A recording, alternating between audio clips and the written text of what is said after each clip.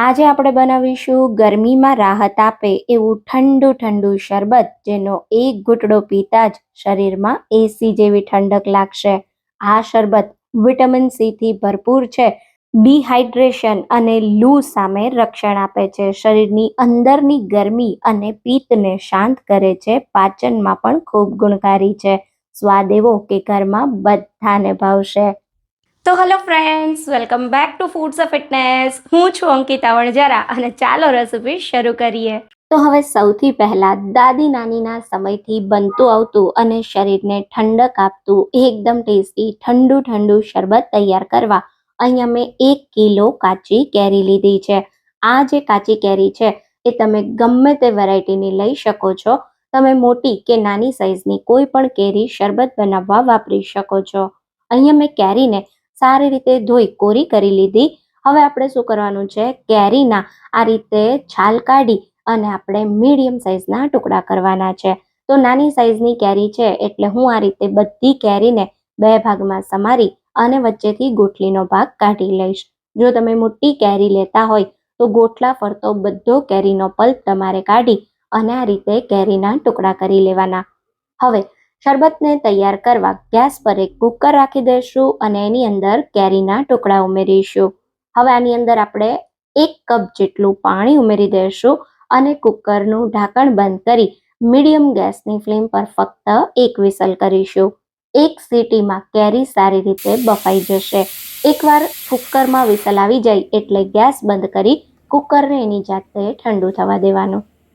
લગભગ 10 મિનિટમાં કુકર સરસ ઠંડુ થઈ ગયું છે અને તમને બાફેલી કેરીનો પલ્પ બતાવું તો અહીંયા તમે જો આ રીતે એકદમ સરસ કેરીનો પલ્પ બફાઈ ગયો છે. તો આને આપણે કમ્પ્લીટ ઠંડો થવા દેશું. તો અહીંયા આપણો કેરીનો પલ્પ ઠંડો થાય ત્યાં સુધીમાં આપણે એક મિક્સર જાર લેશું અને એની અંદર 250 ગ્રામ જેટલી સાકર લેશું. 1 કિલો કેરીમાંથી ગોટલી અને છાલનો ભાગ કાઢો પછી 800 ગ્રામ જેટલો કેરીનો પલ્પ રહે છે. તો એની સામે મેં 250 ગ્રામ સાકર લીધી છે. સાકરનું માપ તમે તમારા સ્વાદ પ્રમાણે વધારે કે ઓછું કરી શકો છો. અહીંયા આપણે સાકરનો પાવડર કરી લેશું અને જે કડાઈમાં શરબત તૈયાર કરવું છે એની અંદર સાકરનો પાવડર ઉમેરી દેશું અને થોડીવાર કડાઈને સાઈડ પર રાખી આ જ મિક્સર જારમાં ઠંડો થયેલો બાફેલી કેરીનો પલ્પ ઉમેરીશું. તો આપણે આ શરબતની અંદર સાકર વાપરી છે. તમે ચાહો તો ખાંડ કે ગોળ પણ વાપરી શકો છો.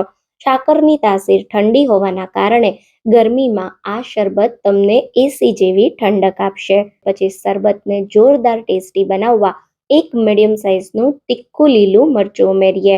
સાથે આપણે 1 ઇંચ આદુનો ટુકડો ઉમેરીશું. હવે અહીંયા મેં 1 મુઠ્ઠી જેટલા ફુદીનાના પાન લીધા છે. સાથે આપણે 1 ટીસ્પૂન જેટલું જીરું, 1 ટીસ્પૂન જેટલી વરિયાળી, 1 ટીસ્પૂન જેટલા કાળા મરીનો પાવડર, 1 ટીસ્પૂન જેટલું મીઠું અને 1 ટીસ્પૂન જેટલો સંચળ પાવડર ઉમેરી બધી જ વસ્તુને સારી રીતે મિક્સ કરી ગ્રાઇન્ડ કરી લેશું. આ સમયે પાણી બિલકુલ નહીં ઉમેરીએ. તો બધી વસ્તુ સરસ ગ્રાઇન્ડ થઈ ગઈ છે. હવે જે આપણે સાકરનો પાવડર કર્યો હતો એ કડાઈને ગેસ પર લઈ લેશું અને એની અંદર આપણે સાકરનો પાવડર ડૂબે એટલું પાણી ઉમેરીશું. તો લગભગ મેં 3/4 કપ જેટલું 1 કપ કરતાં થોડું ઓછું પાણી ઉમેર્યું છે. સારી રીતે મિક્સ કરી દેશું. બધી જ વસ્તુ એકવાર સારી રીતે મિક્સ થાય અને સાકરનો પાવડર સરસ પાણી સાથે ભળી જાય એટલે હવે આપણે તૈયાર કરેલો કેરીનો પલ્પ ઉમેરી દેશું. સારી રીતે મિક્સ કરી એક બોઇલ આવે ત્યાં સુધી આ પલ્પને થવા દેશું. અહીંયા આપણે એક તારની ચાસણી કરી લેશું જેથી આપણું જે કેરીનું શરબતનું મિશ્રણ છે એ આખા વર્ષ માટે બિલકુલ ખરાબ ના થાય. તો આ રીતે વચ્ચે વચ્ચે કન્ટિન્યુ તમારે એને થોડી થોડી વારે ચલાવતા રહેવાનું. આ પ્રોસેસમાં તમને લગભગ 4 થી 5 મિનિટ જેટલો સમય લાગશે. અહીંયા તમે જો 4 થી 5 મિનિટ પછી એકદમ સારી રીતે ચાસણી સાથે કેરીનો પલ્પ ભળી ગયો છે. તો હવે આ સ્ટેજ પર તૈયાર થયેલા મિશ્રણને આપણે આ રીતે હાથમાં લઈ થોડું ઠંડુ કરી તાર બનાવીએ તો તમે જો આ રીતે એક તાર બને છે. મીન્સ કે આપણું શરબત એકદમ પરફેક્ટ તૈયાર થઈ ગયું છે. તો હવે આ સમયે આપણે શું કરવાનું છે, ગેસને બંધ કરી દઈશું અને ગેસ બંધ કર્યા પછી સાકર બિલકુલ જામે નહીં, એકદમ સ્મૂધ આપણું શરબત રહે એના માટે આપણે અડધા લીંબુનો રસ ઉમેરીશું.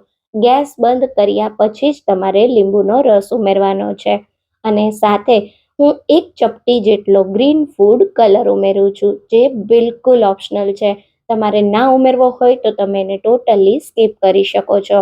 પણ થોડો કલર ઉમેરીએ તો શરબત એકદમ સરસ દેખાવમાં પણ લાગે અને કલર એકદમ એનો બજાર જેવો આવે. બાળકોથી લઈ નાના મોટા બધાને શરબત જોઈને પીવાનું મન થઈ જાય. તો હવે ખૂબ સારી રીતે લીંબુનો રસ અને કલરને આપણે મિક્સ કરી દઈશું અને એકવાર બધું મિક્સ થાય એટલે મિશ્રણને આપણે કમ્પ્લીટ ઠંડુ થવા દઈશું. મિશ્રણને કમ્પ્લીટ ઠંડુ કરવું ખૂબ જ જરૂરી છે. તો આ રીતે થોડી વાર ચલાવતા રહેવાનું, જેથી બધી વરાળ નીકળી જાય. તો લગભગ અડધા કલાક પછી આપણું શરબત કમ્પ્લીટ ઠંડુ થઈ ગયું છે. તો શરબતના સિરપને એકદમ સ્મૂથ તૈયાર કરવા આપણે આ રીતે એક બાઉલ ઉપર ચાણી રાખી દઈશું અને એની અંદર તૈયાર કરેલું શરબત ઉમેરી આ રીતે આપણે એને ગાળી લેશું. શરબતને ગાળવાથી એકદમ સરસ બજારમાં જેવા શરબતના સિરપ મળતા હોય એવું શરબત આપણું સ્મૂથ થઈ જશે. જે કાંઈ મસાલો હશે એ પણ આ રીતે અલગ થઈ જશે.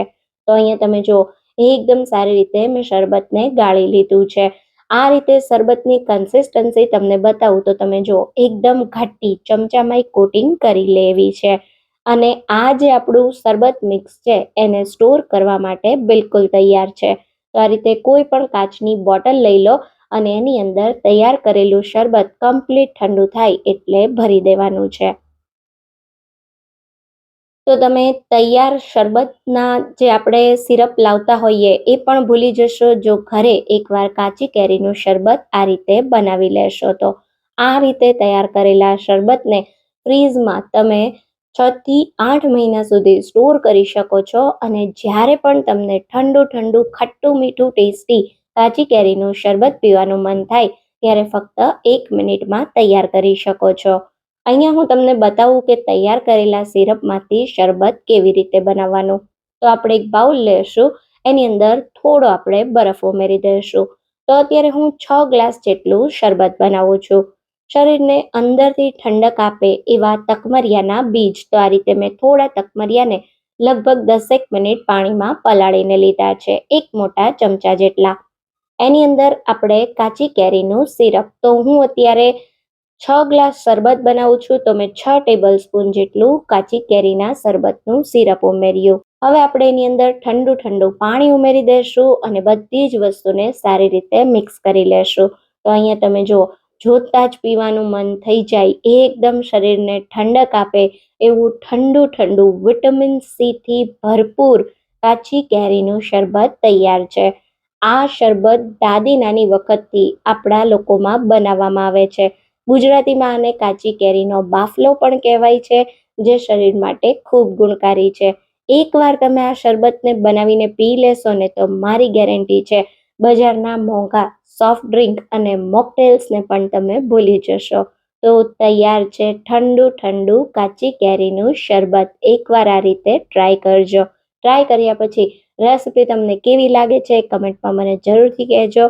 જો તમને મારી આજની રેસિપી ગમી હોય તો વિડીયોને વધારેમાં વધારે લાઈક અને શેર કરજો.